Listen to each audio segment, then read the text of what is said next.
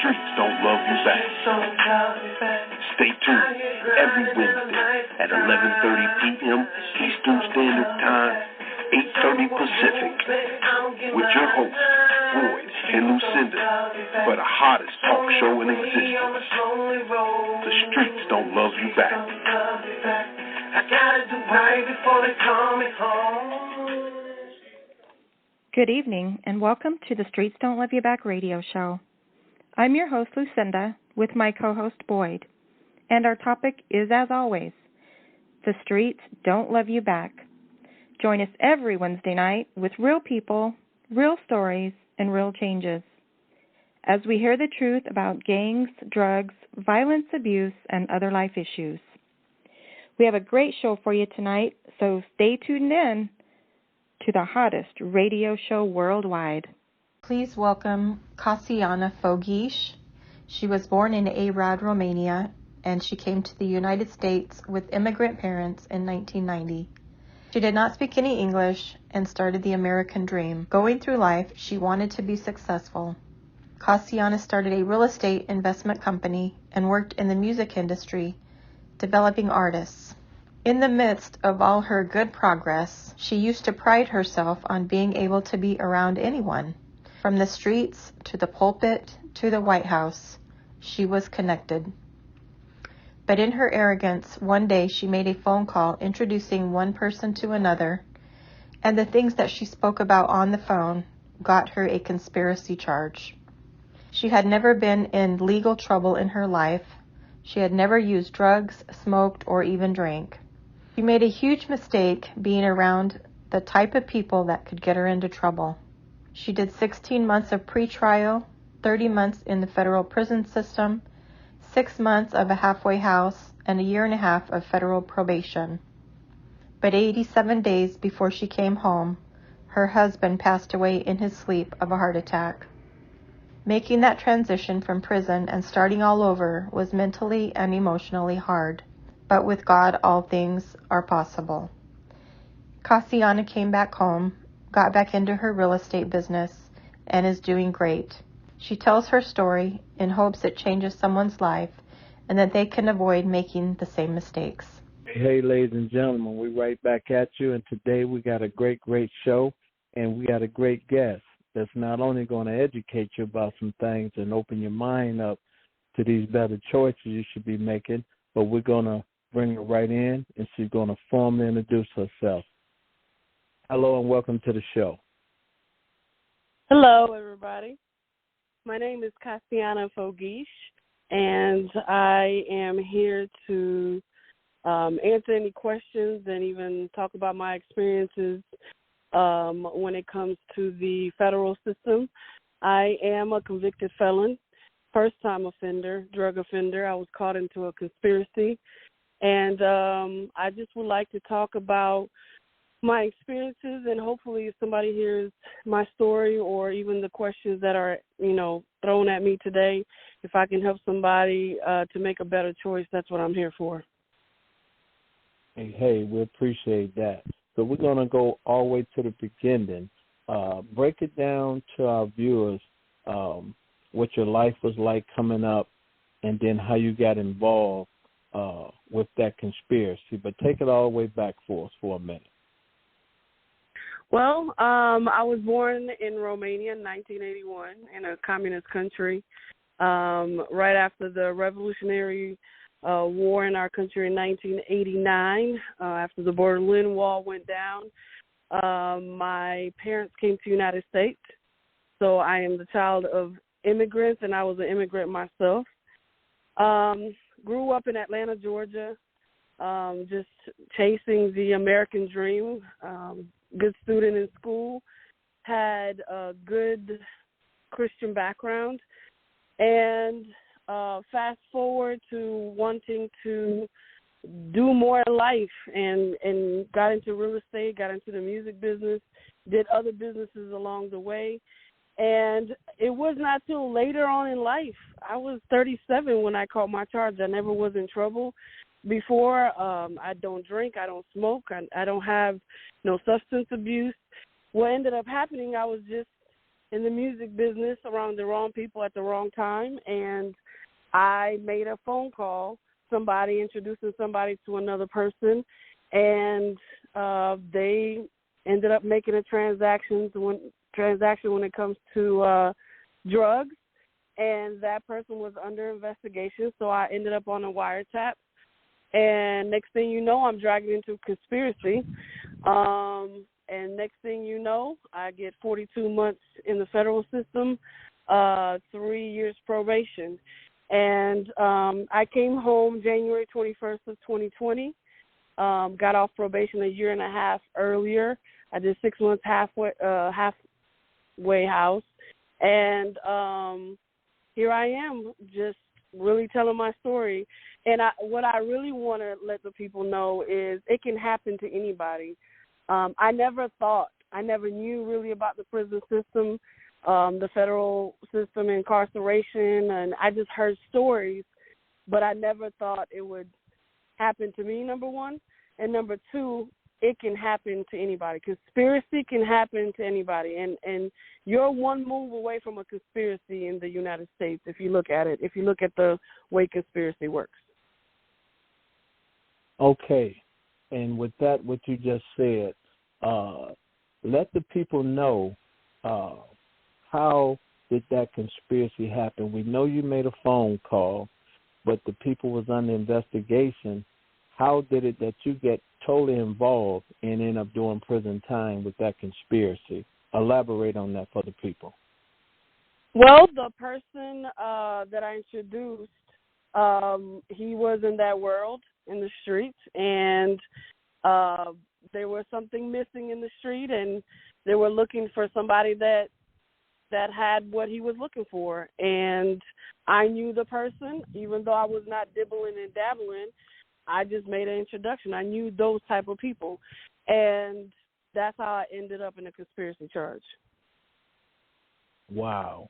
So you letting the people know right here today on the Streets and Love You Back radio show, it only take a phone call. You ain't got to be the one to make the transaction, but if you introduce someone to someone that's into that life, you go into prison as well. Absolutely. And is that accurate to say? Absolutely. And me talking on the phone, I had no business talking about the things that I was talking about in the phone, naming certain things or even knowing these things. People don't understand that even remotely talking about it, you can get caught into a conspiracy. There is no such thing as I don't know or I didn't know. I was in real estate. I was a real estate agent. But one thing is guilty by association. Be careful who your friends are. And I'm not blaming them. I took the charge for myself. I did what I did. So at the end of the day, I can't blame. Nobody put a gun to my head and said, you need to make this call. I did it willingly, never thought nothing of it. It was just a phone call. I don't care what y'all do after this phone call, but it's the things that I said on that phone call as well is what caught me up. And next thing you know, I'm in a 100,000-page indictment. Wow. So with that being said, you went to the prison system, did your time, didn't tell on nobody.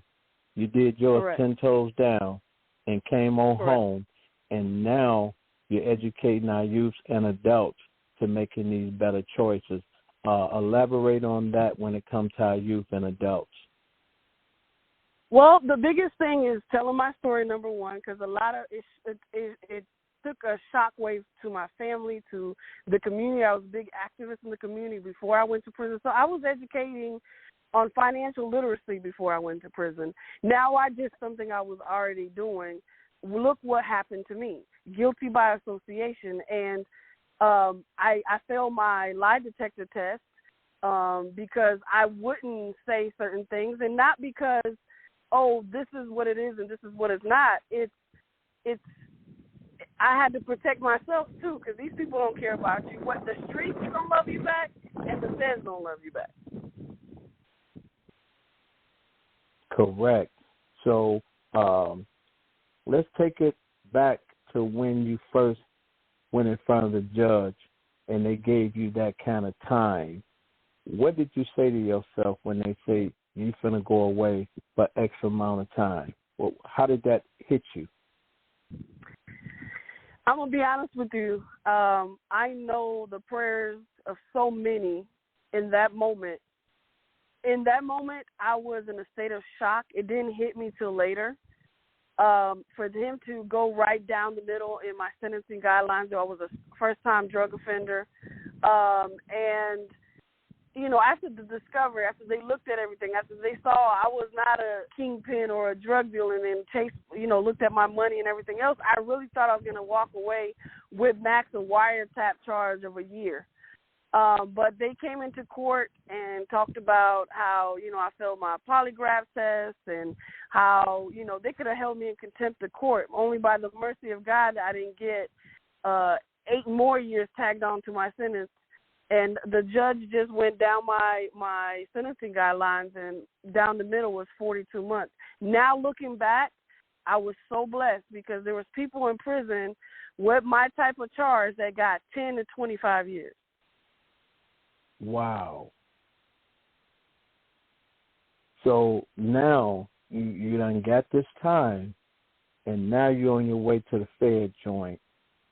Now you get to the Feds, and when do it sink in that I'm here for a minute? I made up my mind before I went in, even though I was scared. I mean, I was Googling everything about how to do time in prison. I was watching movies. I was watching Orange is the New Black. And just a memo for everybody, prison is not like the entertainment world. It's the real deal.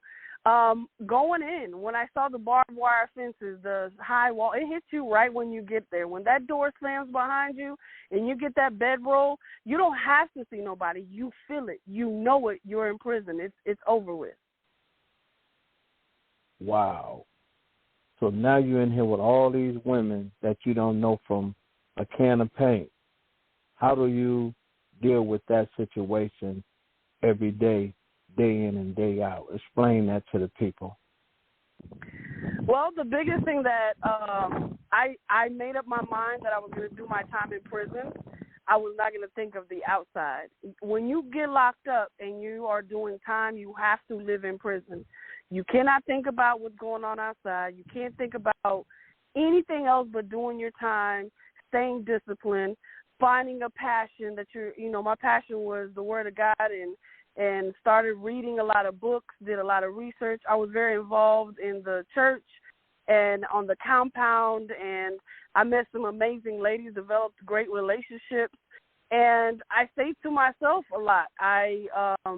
I did what I was supposed to do. Everybody knew I was in my lane. I didn't do the gossip. If somebody came to me and tried to tell me something about somebody else, I said, well, if we can't pray about it, I don't want to talk about it. So I stayed in my lane. I didn't pick a side. I didn't choose a side. I didn't choose a girlfriend. I didn't choose a boyfriend.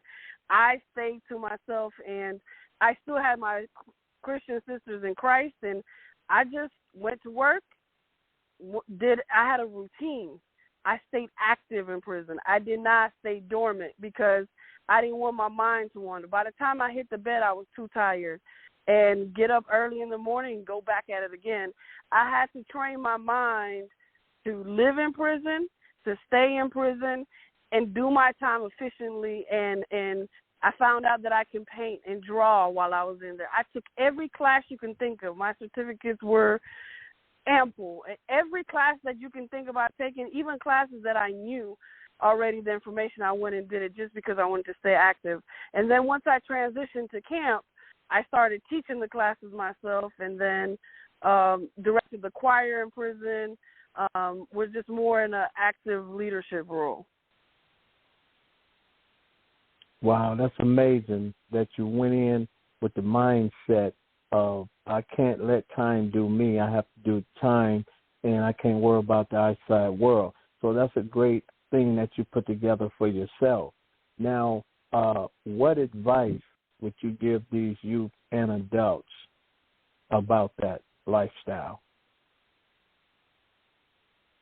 I have a made-up mind that progress could always take place no matter where you are in life. You are a constant student, and become a great listener. A lot of women that were locked up were their lifers, never going home. Have compassion in your heart. Nobody's perfect. And don't judge nobody. Don't judge you're in prison. You're a number just like everybody else. So it doesn't matter. I was there with the murderers, child molesters, and everything else.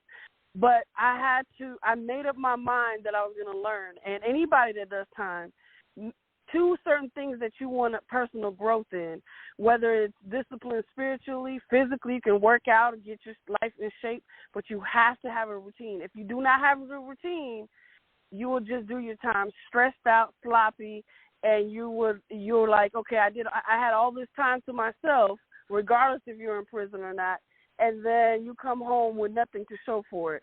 The mental toughness, sometimes the emotional roller coaster that you go on while you're in there is also crazy, but I trained my mind. Your mind tells you sometimes how to feel or not feel.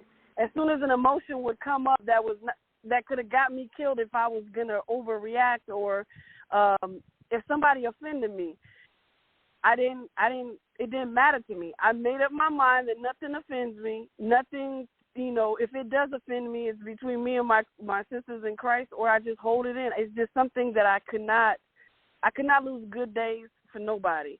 I was going home. I made up my mind that I was coming home on time, if not early, and I stayed in a disciplined role. Wow, that's amazing. So my next question is, when you finally knew that gate was about to open to your freedom again, how did you feel when you first walked up out that gate? I only knew a week ahead of time that I was coming home. They gave me 6 months halfway house, which was a shock. Not a lot of people got that. I was fortunate enough. I know God's grace and favor was on my life because I did not anticipate to come home 6 months early. And I had a week to prepare to come home. But when I walked out that gate, it was surreal. Again, it was a sense of numbness. I went straight to the halfway house from there. And it took an adjustment. It was an adjustment period. And 2 years later, it's still an adjustment period. Anxiety. I've had more anxiety coming home than I had in prison. And I've never suffered with anxiety. I think you have to be so strong in prison to just make it. When you come home, you might just crash, and you're running on fumes because you have to heal. This is a transition period. And I have to tell myself, the time that was lost, which was not a loss, it was actually a gain for me because I've learned so much, and looking back, it was a blessing in disguise. And coming home, I had to emotionally adjust, mentally adjust, set in all of a sudden. It's just a emotional roller coaster because when you're going through pretrial and the uncertainty of not knowing which way you're going, what's going to happen. I had a real estate firm at the time. I didn't know if I was going to shut it down, keep it moving. I didn't know nothing. The uncertainty of not knowing would kill your mental. Then you go in prison physically. You have to do the time. Then you come home, it's just an emotional roller coaster. And just finding a balance and knowing that nothing happens overnight. Rebuilding at 41 is challenging at times, but at the same time, wisdom is there now. Experience is there now. You just look at life a little bit different. Prison just gives you eyesight that most people would never understand unless they were locked up. Correct. So at the time all this was going on, how was the relationship with the family when you was going through all this turmoil and then you finally got your time? How was the family relationship? Family was great, very supportive. I had a whole community. I mean, I had to turn down letters. I couldn't turn in all the character letters that were being sent to me from politicians, church leaders, to the kids that I was helping in the community, to clients, past clients, to lawyers. I had a lot of character letters. Like I said, I didn't even turn in all the letters that I had because I knew the judge was not going to spend 100 hours reading through the whole box of letters that I had. So I had a great support system, a lot of people praying, just a lot of people praying. And I think me going through this was a testimony for the people around me, like my family, too. It brought our family closer during that time. And coming home, they've been a great support. And from my sister to my brother to my sister-in-law, mother, father, aunts, uncles, everybody's just been there. It's been a nonstop support. So I was fortunate enough to have that in my life. And that's great, because a lot of people, as we know, don't have that support system. Let's touch upon a little bit about your husband passing. Now, touch upon that for the viewers. Well, I did my time. I made plans to come home, work on my marriage because, being away for 3 years, you don't know what's going on and not going on. He never served me divorce papers. I was blessed for that because plenty of women that got divorce papers served and did their time, miserably thinking their husband left them. So I had that privilege again. But 87 days before I came home, my husband passed away of a heart attack in his sleep at 44 years old. Wow. Our condolences on that. So you coming home, and then that happened. That was another blow to the heart. So tell the viewers, how did you deal with that emotional roller coaster on your way home to your husband passing? The first day I found out the impact of it, it was like I couldn't even remember my Social Security because I had to make funeral arrangements from the prison because I was the wife. I had a sister-in-law that took care of a lot of things on the outside, but I still had to sign off papers. I had to, get the guards to help me fax stuff out, and it was an emotional thing, but got through it. I didn't come home for the funeral, but coming home, that's when I started grieving. It didn't hit me till I saw his death certificate when I got to the halfway house, that it was real. And then driving around looking at different places, for about 2-3 months, I just kept looking for him. I was thinking he was going to walk through a door somewhere. Wow. So that was a heavy hitter right there. And once again, like you said, a lot of other young ladies was getting divorce papers and doing their time, misery, and things like that. But once again, in your conversation, God had his hand on you through the whole prison bit. And then when you come home, he still had his hand on you, and he still have it on you today. So as of today, let the viewers know, what are you involved with now that the prison is behind you and you did your time, you have learned a valuable lesson from that. What's going on with you today, 2022? Right now is just really telling my story and telling others about the mistakes, but that mistake doesn't have to define you. So it's different settings. Like if I'm in a church, I tell my rose story, my testimony of how God was constant in my life. And then if it's a show like this where we have to talk about, bring awareness to prison reform and bring awareness to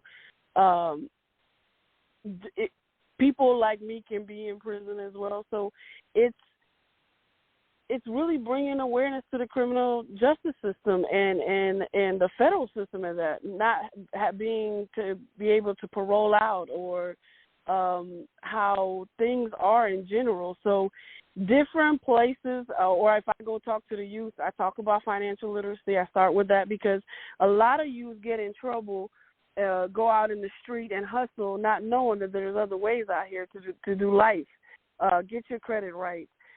Don't get into bad debt. Get into good debt. You can own real estate at a young age. You can build a business, teaching them how to start a business, because a lot of these kids with the same hustle they have out there, or even adults doing something they're not supposed to be doing, they could be doing something right and becoming the next, anything in this life. It's cool to do the right thing. You don't have to be anything. You don't have to be on TV to be a millionaire. You don't have to dribble a ball to be a millionaire, or even 100,000-aire. And not everybody is meant to have all that. But if you want that, you can do it the right way and knowing about business and paperwork and contracts. So it's a variety of things. No matter what setting I'm in, I can start with Jesus and talk about business, and then we can go to prison. So it depends on my audience on what I'm getting asked to do. So it's a variety of things. I would talk to anybody. I'll talk to a stranger. I can talk to anybody else. That sounds like a winner. That sounds like a winner right there. And like I said, we thank you for definitely taking your time to come on the show. And when I reached out to you to be on the show, and you did your research on our organization, and then you came back and said, wow, I would love to volunteer my time to you and your wife with what I do. Speak about that a little bit when you learned about our organization and what we do. Well, the biggest thing is what I love is to see a husband and wife team doing this, because it's important to hear from both sides. That's number one.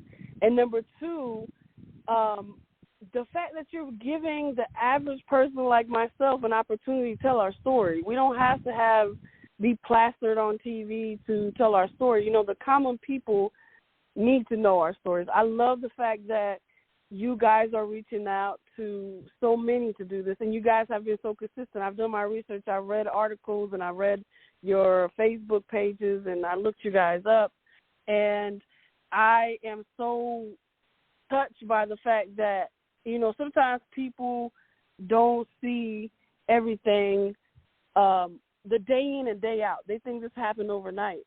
And why I wanted to, because I am in the digital space as well. I do a lot of graphic arts and work on people's logos, and that's part of the ministry as well. If I can help your social media presence for more people to know about you guys, because it's important to do what you guys are doing. You guys are talking to lawmakers. You guys are talking to parents. You're talking to children. You're talking to all aspects, and your work is not going to go in vain. And if you're saving one person's life, all this work you guys put in there is worth it. We appreciate that so much.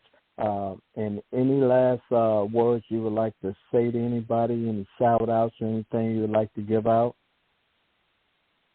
Well, the number one shout-out is Jesus Christ.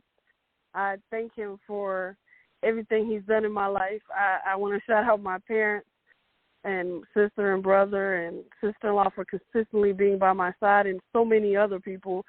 And I want to shout out to those that are left behind, and they're not forgotten, and you're not just a number, and you will be represented well by the way I live my life and by the way I tell you guys the stories. And never give up. You never know. You can wake up one day and be in freedom, and just stay consistent in the little things. And obedience is better than sacrifice. Be obedient in the small things, and it will add up to something big one day.